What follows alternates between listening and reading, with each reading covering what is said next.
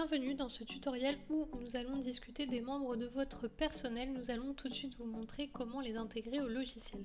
Pour ça, quand vous vous connectez, rendez-vous dans l'onglet Paramétrage et cliquez ensuite sur Personnel. Dans ce tableau, vous retrouverez l'ensemble des informations concernant vos membres du personnel. Pour le moment, il est vide puisque nous n'en avons pas rentré, mais je vous invite de suite à le faire en cliquant sur le petit bouton plus. Il faut savoir que dans le logiciel, l'ensemble des boutons ou des fenêtres peut avoir changé de couleur si vous avez déjà touché à la personnalisation de l'interface. Donc ne vous inquiétez pas si chez vous ce n'est pas la même couleur, c'est totalement normal. Pour ceux qui n'ont pas encore vu ce bouton, on y viendra dans la suite de la formation.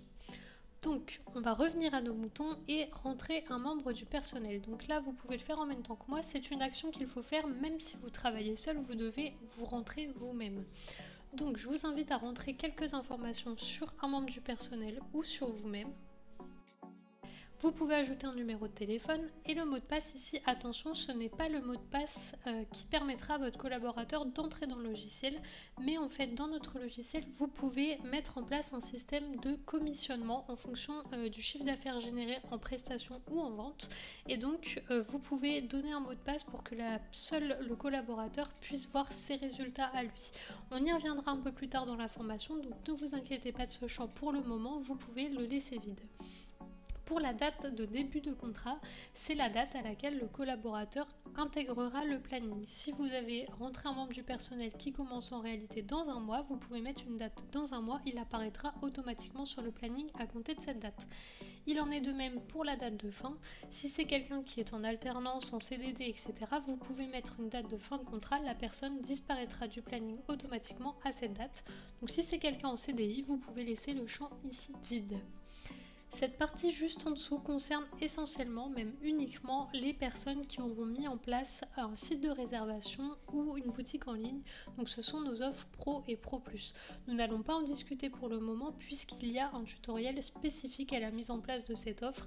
Pour le moment, vous pouvez laisser le champ vide si vous êtes en phase de test ou alors si vous n'avez pas décidé d'activer ces options. On va donc passer à la partie en dessous qui sera un peu plus complète quand on aura pu paramétrer les prestations, mais c'est ici que vous allez pouvoir indiquer si votre membre du personnel maîtrise l'intégralité de vos prestations.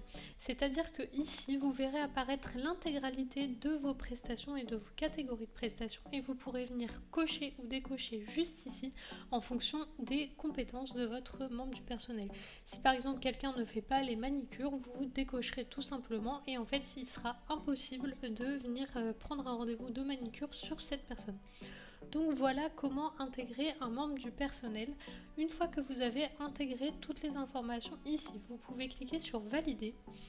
Vous arrivez sur le planning du membre de votre personnel. Dans le logiciel, vous pouvez mettre un planning changeant sur 1, 2 ou 3 semaines. Donc vous pourrez venir décider ici en indiquant le nombre de semaines sur lesquelles vous voulez changer. Tout simplement, si vous indiquez 2 ou 3 semaines, vous devrez compléter cet affichage 2 ou 3 fois. Vous pouvez décider donc de mettre les mêmes horaires que la société à votre employé. Donc généralement c'est le cas quand vous travaillez par exemple seul. Si ce n'est pas le cas et que c'est un salarié, on va tout de suite voir comment compléter son planning. Donc là il suffira juste de cliquer sur le bouton si vous voulez que ce soit les mêmes horaires. Nous on va partir du principe que c'est quelqu'un qui n'a pas les mêmes horaires. Donc pour activer les jours de travail, il suffit de cliquer dessus. Vous voyez le jour qui était gris est passé vert, donc du coup vous allez venir indiquer vraiment les jours de la semaine où la personne travaille et ensuite venir compléter ses horaires de travail.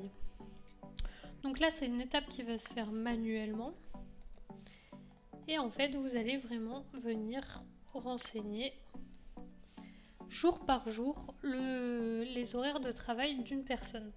Donc là en fait soit vous complétez tout, soit vous passez. Alors moi dans mon cas, on va passer pour ne pas prendre de temps, on va faire comme si la personne ne travaillait que le lundi. Ici, vous allez retrouver une fois que vous aurez complété l'ensemble du planning, les nombres d'heures travaillées par semaine de cette personne. Quand votre planning est terminé, vous pouvez cliquer sur valider. Et donc du coup, vous voyez bien que Monsieur Brad Pitt est un nouveau membre du personnel, donc vous verrez l'intégralité de vos membres du personnel ici. Vous avez d'autres boutons sur le côté, donc plus on l'a vu tout à l'heure, c'est ce qui vous permet d'ajouter un nouveau membre du personnel. Le petit crayon, c'est ce qui va vous permettre de modifier la fiche d'un membre du personnel si vous souhaitez intervenir dessus. Et ces deux boutons vous servent à faire des modifications de planning. On y reviendra un peu plus tard dans la formation. Donc pour le moment, on va s'arrêter ici et passer tout de suite au tutoriel suivant. Je vous invite à faire les exercices qu'on vous propose et à poursuivre la formation.